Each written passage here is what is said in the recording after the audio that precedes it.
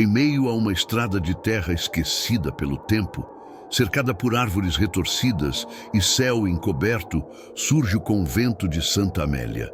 Suas paredes de pedra envelhecida guardam séculos de silêncio e segredos. Luciana, com seu hábito escuro e olhar sereno, atravessa os portões, como fazia todas as semanas. As tardes eram sempre iguais.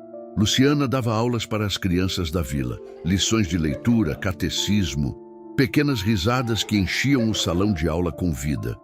Ao cair da noite, o sino do jantar tocava pontualmente às 19 horas. Depois, Luciana se recolhia à capela para suas longas orações. Havia, porém, um lugar proibido. No fim de um corredor escuro, uma porta antiga, trancada. A Madre Superiora guardava a única chave e, sempre que questionada, respondia com uma frieza quase cruel: apenas velhas imagens de santos e livros de testamentos. Durante um jantar tranquilo, algo mudou. Enquanto as outras freiras conversavam baixinho, Luciana parou de mastigar. Seu olhar se voltou para o corredor. Um som leve, abafado, choros infantis, vindo de onde não deveriam. Nos dias seguintes, os sussurros ficaram mais altos, mais claros. À noite, sozinha em seu quarto, Luciana ouvia. Ela rezava, mas a fé começava a vacilar. Certa manhã, Luciana foi até a porta trancada. Encostou o ouvido na madeira gelada. As vozes estavam lá dentro. Choros, gemidos, pequenas mãos arranhando o outro lado. Luciana recuou assustada. Na cozinha, em um momento de coragem, Luciana confrontou a Madre Superiora. Madre, há crianças presas naquele quarto. O olhar da Madre vazio, como se escondesse algo terrível. Sua mente está sendo corrompida pela solidão, irmã Luciana. Reze mais e esqueça esse assunto. Naquela noite, Luciana sonhou com o quarto. Sonhou com dezenas de mãos infantis saindo pelas frestas da porta, puxando-a para dentro. Acordou ofegante, com as unhas marcadas em seus próprios braços. Tomada por desespero, Luciana decidiu espiar a Madre. Escondeu-se atrás de uma pilastra e viu a Madre, à meia-noite, destrancando o quarto.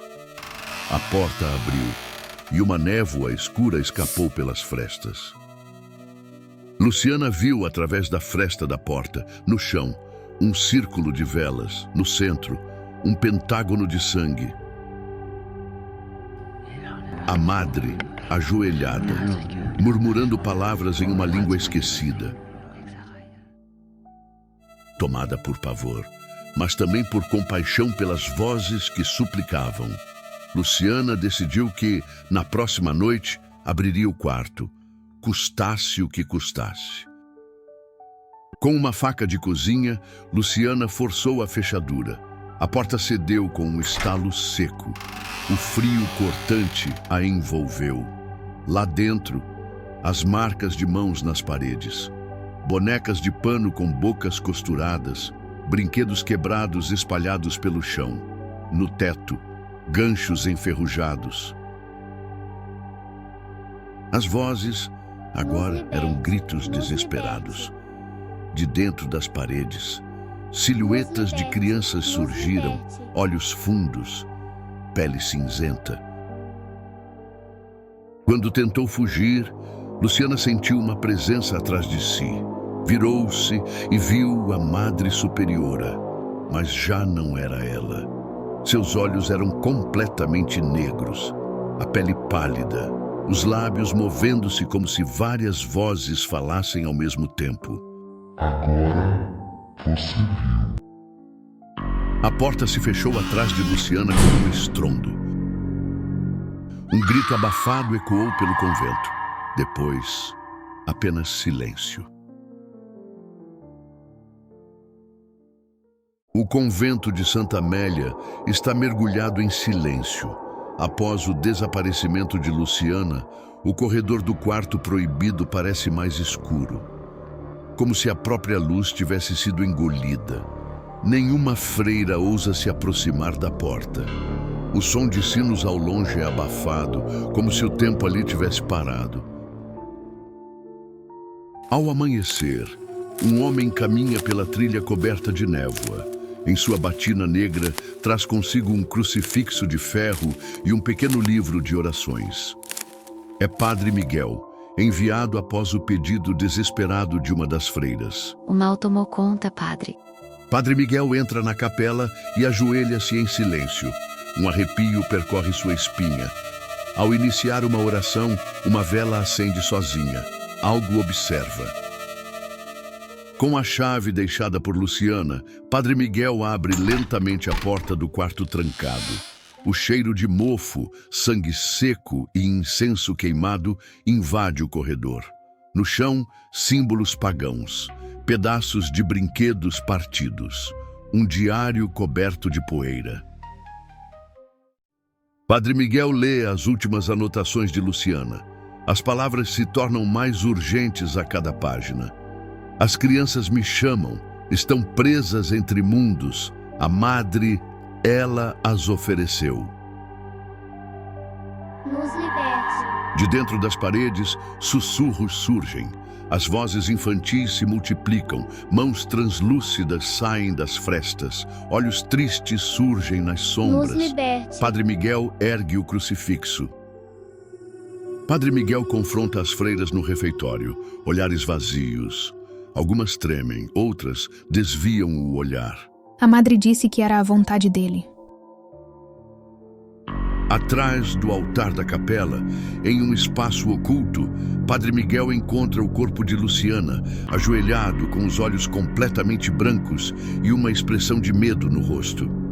Em sua mão, um bilhete com uma frase: "Elas agora dormem, mas não descansam." Padre Miguel risca um círculo de sal e coloca símbolos de proteção ao redor do quarto.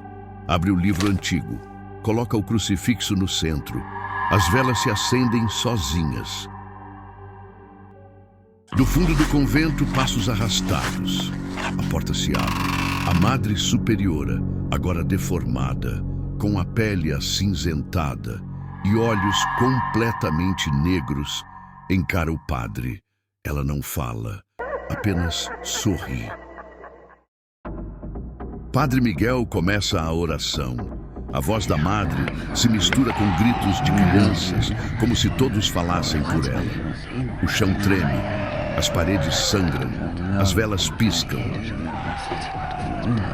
As almas das crianças se erguem ao redor do círculo. Algumas choram, outras gritam. Padre Miguel continua rezando, mesmo sangrando pelo nariz. O círculo brilha. Padre Miguel segura o crucifixo com ambas as mãos e pisa dentro do círculo. A luz explode, as vozes cessam, o corpo da madre desaba como cinzas, as crianças desaparecem, uma a uma.